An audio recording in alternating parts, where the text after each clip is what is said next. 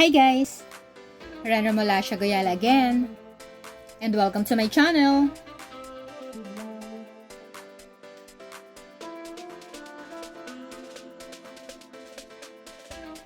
Guys, favorite nyo rin ba ang seafoods? Well, kami yes. Favorite namin kainin to ni husband sa bago shrimp. So, I made my own version ng seafood boil. And pasensya na sa aking mga tiny seafoods ingredients. Tiny talaga. Kasi naman yung nagde-deliver dito sa subdivision ng seafoods, nakapack na siya. So meron na siyang shrimp, yung tahong, saka crabs. Akala ko naman, kasi sabi nung nagde-deliver, malaki naman daw yung crabs nila. But then pagdating, ang liliit pala. So anyway, okay lang yon.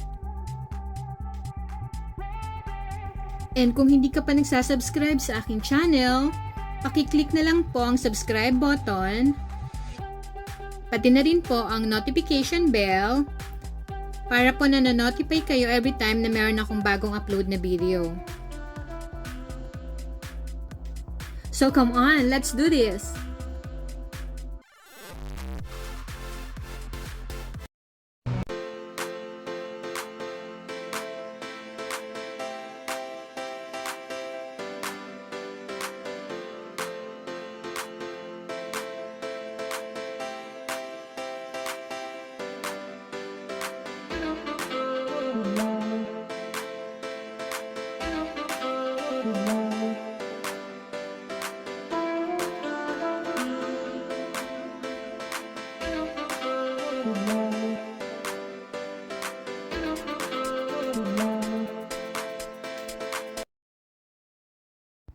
Ito ang ating mga ingredients.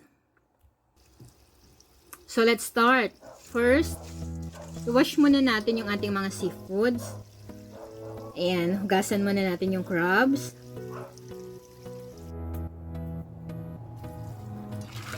Then, yung ating tahong.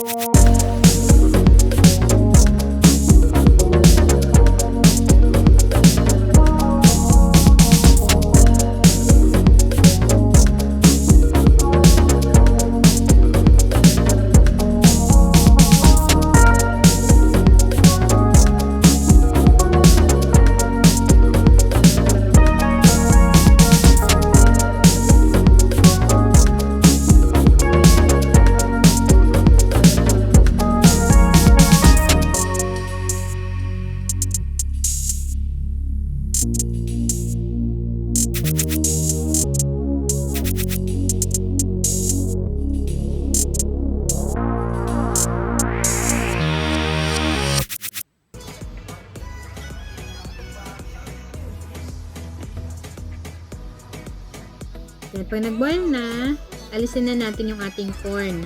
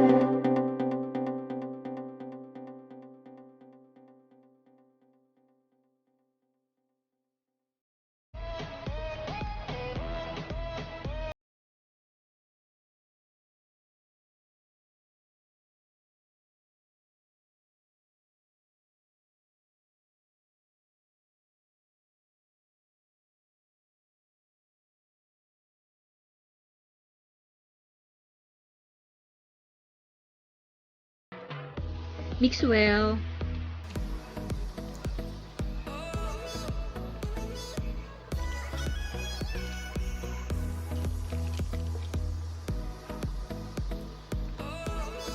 Then, simmer lang natin siya ng few minutes para ma-absorb niya yung sauce.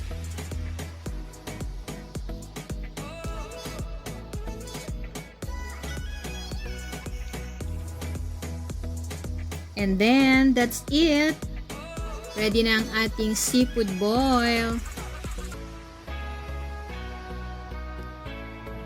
Transfer lang natin siya sa malaking plate. And garnish natin siya ng lemon.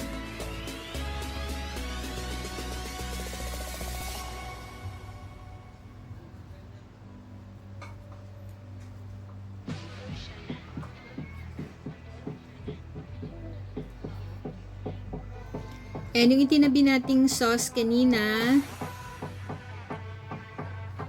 ibuhos lang natin siya on top.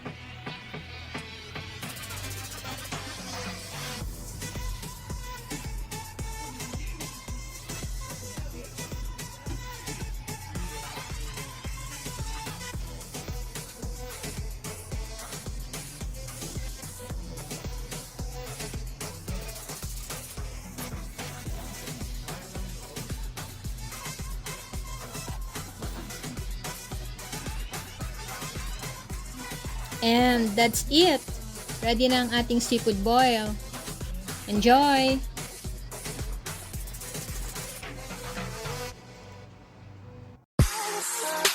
Please don't forget to like, share, and subscribe.